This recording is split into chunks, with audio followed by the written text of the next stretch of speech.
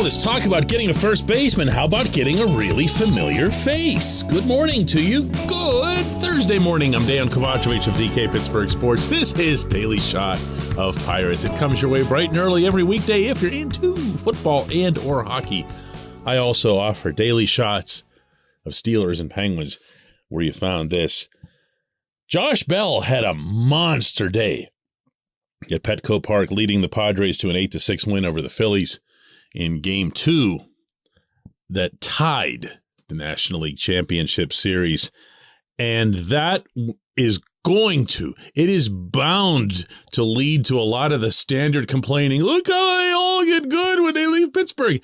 The fact is, JB's been a complete disaster in San Diego, okay? And by that I mean, for the first 4 months of this past regular season, he batted .302.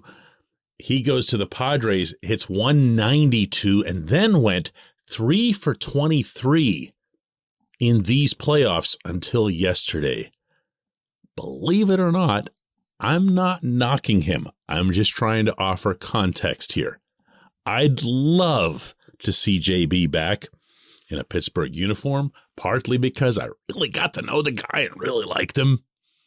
And also partly because in so many ways, he fits the bill for what they need. And maybe even because he fell off the way he did, the market for him, he is going to be a free agent this winter, won't be as insane as it might have been. Now, I'm going to cut myself off right there and point out to you in giant capital letters inside parentheses here that there is no way that the Pirates are going to sign JB to bring him back here. However, I feel like it's worth discussing because this is what a competitive franchise would do. This is what competitive people would do if they were running this franchise.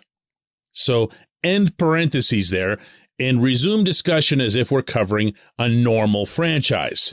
JB could make a difference at first base. Now, I'm going to knife off in advance here some complaints that some would have. One, and let's get this one out of the way here early, is he's a terrible defender at first base. JB has played 3 full seasons of big league ball since being traded out of Pittsburgh by Ben Cherington. That was in the Will Crow deal. And he's gotten better. He's not about to win a Gold Glove at the position, but a lot of things have changed. One of the things that the Nationals did in particular was to work with him in altering his throwing motion to become more sidearm. And if you think about the types of throws that first basemen generally make anyway, going sidearm is kind of a good idea. If you're throwing to second, you're usually throwing around, not usually, you're always throwing around a runner. And his fielding and footwork and everything else, they're good enough if he can deliver offensively the way he has at times in the past. But the at times is what's at issue. This portion of Daily Shot of Pirates is brought to you by our friends at North Shore Tavern. That's directly across Federal Street from PNC Park. It's home of Steak on a Stone, an eating experience, underscoring the word experience. The steak is brought to you partially cooked on an 800-degree stone, and you do the rest. It's a ton of fun, it's a great meal, and it's a baseball atmosphere like no other in Pittsburgh. North Shore Tavern, right across Federal Street from PNC Park. I mean, the most glaring case in point is happening right now. JB can drive you nuts. We saw it here in Pittsburgh. He had, and boy, none of us are going to forget this one, that one May where he out-hit everybody on the planet and was setting up all kinds of parallels to Willie Stargell. The rest of the season was kind of okay. It wasn't a disaster, but that May was never replicated. He went to Washington. He had a couple of good years, put up some good numbers. Then he goes to San Diego, and this is where I'm going to give him the benefit of the doubt. I've covered a lot of ball at Petco Park. I've spoken with a lot of people who work regularly at Petco Park. And they'll tell you that it is the enemy of the fly ball. That's what JB is. He's a guy that puts the ball up in the air, and because he's so bleeping strong, more often than not, it's going to go out if he gets some juice behind it. Not in San Diego. There's this bizarre barometric pressure episode that happens most every night in the summer in San Diego. Don't laugh at this. It's actually true. We're at around 8 o'clock their time. The atmosphere sinks and traps baseballs inside the stadium. Okay, don't believe me then. Go Google it. It's a real thing. I actually told Derek Shelton about it before his first series ever out there, and he's looking at me like I'm nuts. It's a real thing. And sure enough, the Pirates that night against the Padres were smacking the ball all over the place the first 2 innings, nothing after the fourth. It's a killer. It's an absolute killer. The same thing happened to Brian Giles when he went out there. Remember that?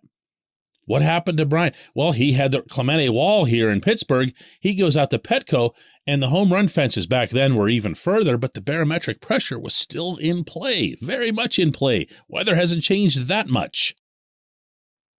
So even then, yesterday, JB goes out and just has a monster day because he's capable of doing that. He's physically capable of doing that, and he's going to be that for a while. He's only 30 years old.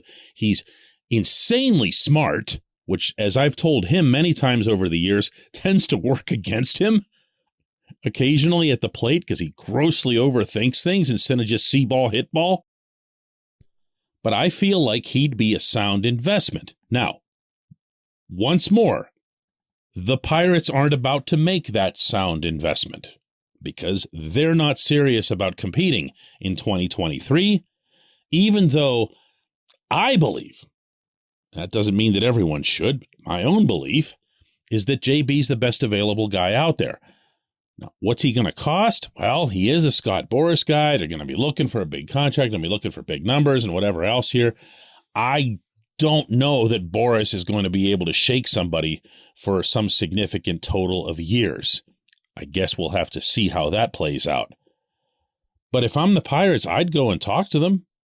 I'd go and find out what's there. If it's, let's say, for example, 3 and 45. 3 and 45 sounds workable. The Pirates definitely have it. Let's get past that part of the conversation, too. You'd bring him back to a situation that he really liked. There's some guys who act their way through it and just want to get out of Pittsburgh and whatever else. JB really liked it here. There's a good number of players here who played with him and who liked him. He had a chance to get to know Shelton and a lot of the coaches that are still here, and of course Charrington. And this isn't about sappiness either. This is about getting production out of the first base position. If you can live with JB's slumps, then you can live most definitely with the numbers he'll have by season's end, regardless what kind of streaks and ugly stretches went into it. At the end of the year, he's going to get you a pretty healthy home run total, a pretty healthy RBI total, and you can live with the rest. When we come back, J1Q.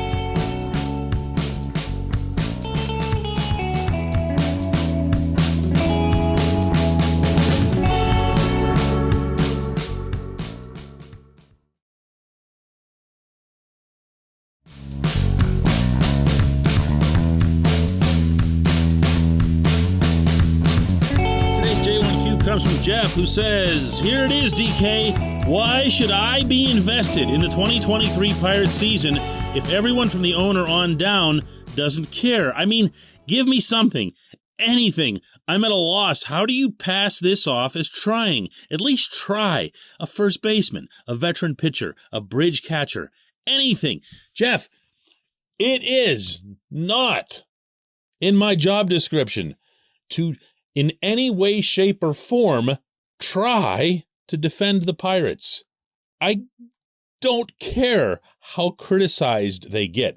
I do care that it's accurate, which is what some people will misinterpret as being defending the Pirates. I'm real big on facts, being a reporter. So that's just a reflexive thing. That's just something that it's like the Pavlovian reaction. When I hear somebody say something that's wrong, that I know is wrong, I'm going to jump in 99% of the time and explain what the right is.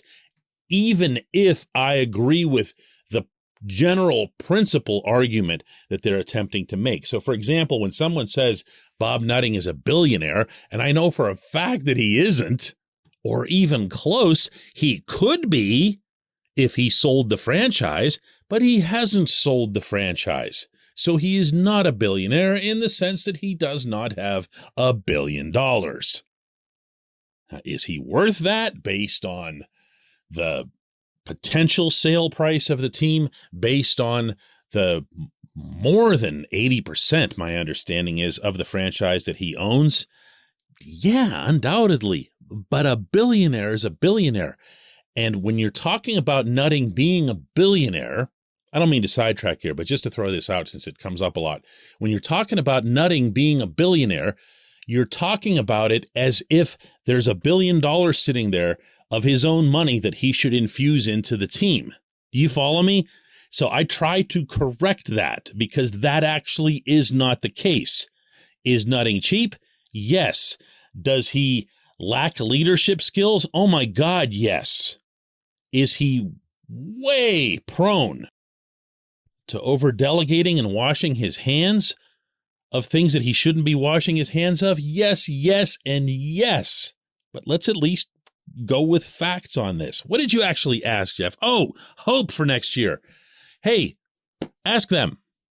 That's what I keep telling people here. Whether you're coming to me for an explanation, I'll tell you what it is that they're saying. I'll tell you what it is that they're thinking. I'm very, very familiar with it. But if you want me to defend it or to explain why you should look beyond it or go buy season tickets or anything, I'm out of my element there, man. I just am. They aren't serious about 2023. And what's more, ever since I reported that, in their public statements, they've made no pretenses to the contrary. They're essentially, tacitly acknowledging it. So you ask them something, you know where they are. You know how to reach them, and even if that's not something that's of your liking, there's always Pirates Fest. Go to that thing. They have that annual session with, meeting the fans and taking questions from the fans, and most of those, will get pretty testy at times. It's not universal, but, fans will ask questions that might make the people on stage be a little more uncomfortable than they would be if they're taking it from reporters because they know we're not invested in it. Fans are. Fans are paying money for this product. Fans have a right to speak up. The Pirates have to sit there and listen to it. And it has 50 zillion times the impact of someone like me asking a question. It just does. They also hold season ticket events that are not public, that are not the kind of thing that I can cover. I'll be at Pirates Fest, obviously. But when it comes to, a setting where it's just season ticket holders and just them, and they have an open forum, and you say what it is that you want to say, believe me, it's heard. Doesn't mean they'll act on it, but it's heard. Way more than anything that I can say or can write. I appreciate the question, Jeff. I appreciate the spirit, and I do mean spirit in which it's asked. Let's do another one of these tomorrow.